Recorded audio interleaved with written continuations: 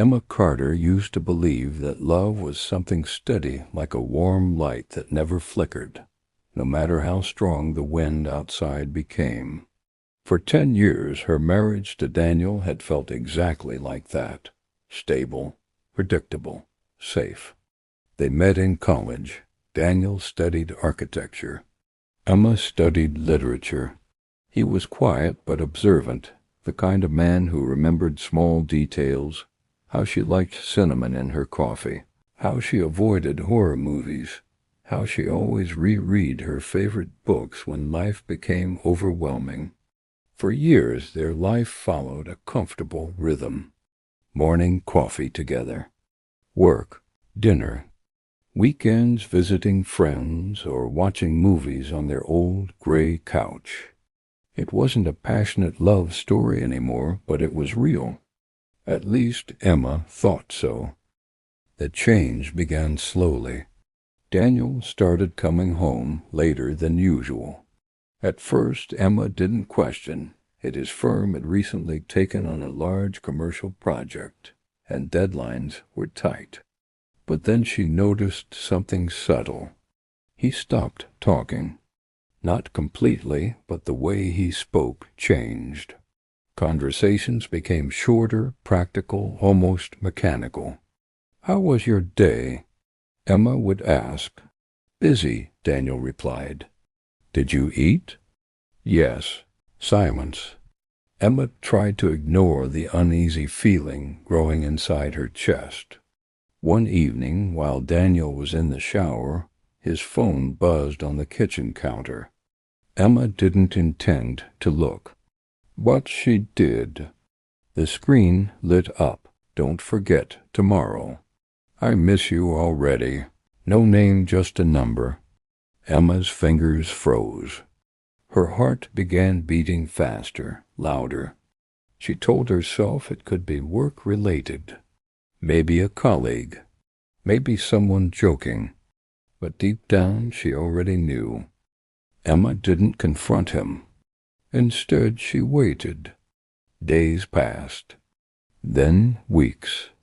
She watched him more closely, how he smiled at his phone, how he began dressing differently, how he started using a new cologne she had never seen before. One night, he came home later than usual. It was almost midnight. Emma sat in the living room pretending to read. "You're still awake?" Daniel asked. "I couldn't sleep." He nodded, avoiding eye contact. That moment hurt more than anything else. Not the late arrival, not the suspicion, the distance, the silence. Loneliness doesn't appear suddenly. It grows quietly, filling empty spaces left by absence. Emma began spending more time at a small bookstore cafe near her office. It became her escape, a place where she didn't have to think about what was happening at home. That was where she met Lucas. Lucas Bennett was a photographer who worked freelance for travel magazines. He often sat at the same table editing photos on his laptop. Their first conversation was accidental. Emma dropped her book. Lucas picked it up. "You like classic novels?" he asked. Emma smiled politely. "They're easier than real life." Lucas laughed softly. That was the beginning. Unlike Daniel, Lucas listened. Really listened. They talked about books, travel, childhood memories, and dreams they never followed. Emma didn't tell him about her marriage at first, but Lucas seemed to sense something. "You look like someone who carries too many thoughts," he said one afternoon. Emma hesitated. Then, for the first time, she admitted it. "I think my husband is cheating on me." Lucas didn't react dramatically. He simply asked, "Do you still love him?" Emma didn't answer, because she didn't know. Their meetings became frequent. Coffee turned into long walks. Walks turned into evening conversations. Emma told herself it wasn't wrong. Nothing physical had happened. But emotional closeness can sometimes be more dangerous than anything else. Lucas became the person she thought about first every morning, the person she wanted to text when something interesting happened, the person who made her feel alive again. Meanwhile, Daniel grew even more distant. One night, Emma tried to reconnect. "Daniel, are we okay?" He looked confused. "What do you mean?" "I mean us." Daniel paused for a moment. Then he said something that changed everything. "I don't know." Daniel's affair had begun 6 months earlier. Her name was Olivia. She worked as an interior designer on his project, confident, energetic, and full of admiration for Daniel's work. At first it was harmless. Lunch meetings, jokes, long discussions about design concepts. But Olivia made Daniel feel something he hadn't felt in years. Excitement, validation, attention. Things that slowly disappeared from his marriage without him realizing it. He didn't plan to fall into an affair, but he also didn't stop it. Emma discovered the truth accidentally. Daniel forgot to lock his laptop. A message appeared.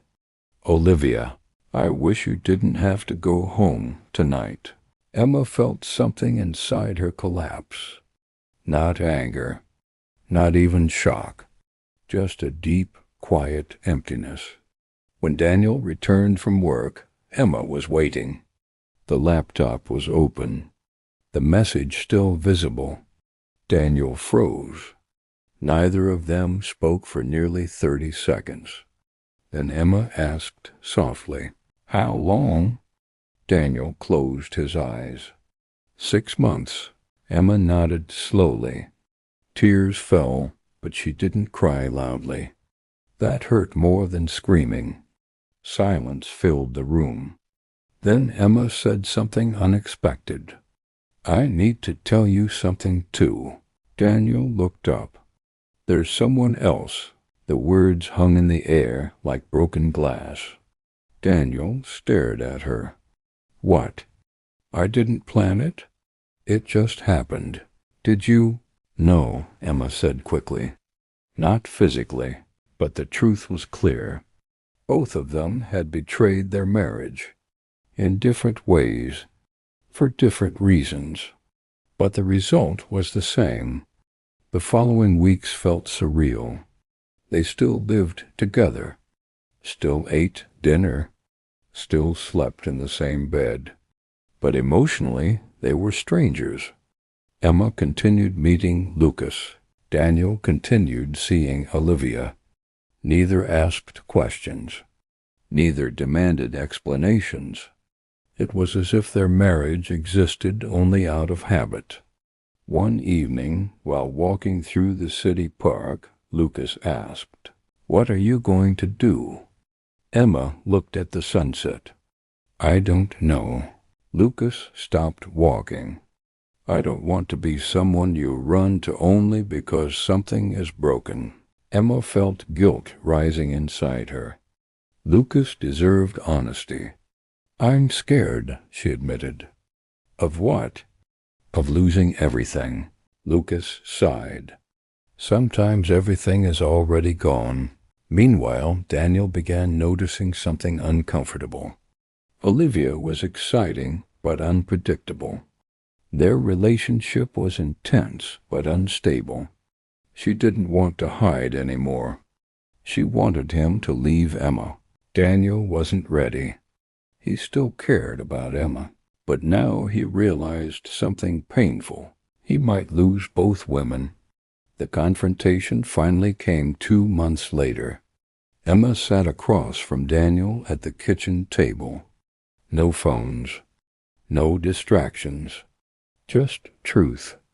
"Are you in love with her?" Emma asked. Daniel hesitated. "I don't know." Emma nodded. Then I need to ask myself the same question. Daniel looked at her carefully.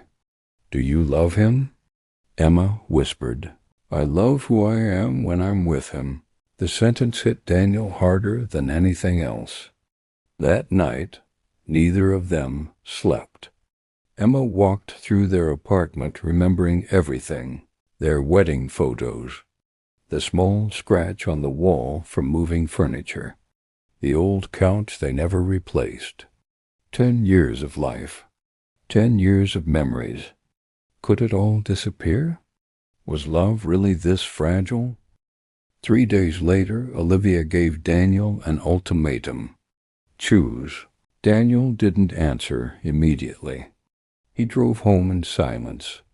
When he entered the apartment, Emma was sitting by the window. She looked calm, different, stronger. I met Lucas today, she said. Daniel's heart dropped. And? He asked quietly. Emma looked directly at him.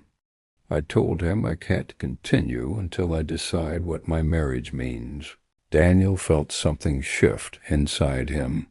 For the first time in months, he saw Emma clearly, not as routine, not as familiarity, but as the woman he once fell deeply in love with. They talked for hours, about everything, not just the affairs, but the years before them, the stress, the emotional distance, the small problems they ignored until they became large. Emma admitted she stopped expressing her feelings. Daniel admitted he stopped listening. Neither of them noticed how their marriage slowly drifted into emotional silence. Something important happened that night. They didn't scream. They didn't accuse. They simply told the truth.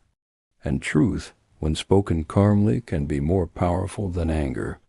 Daniel ended his relationship with Olivia the next day.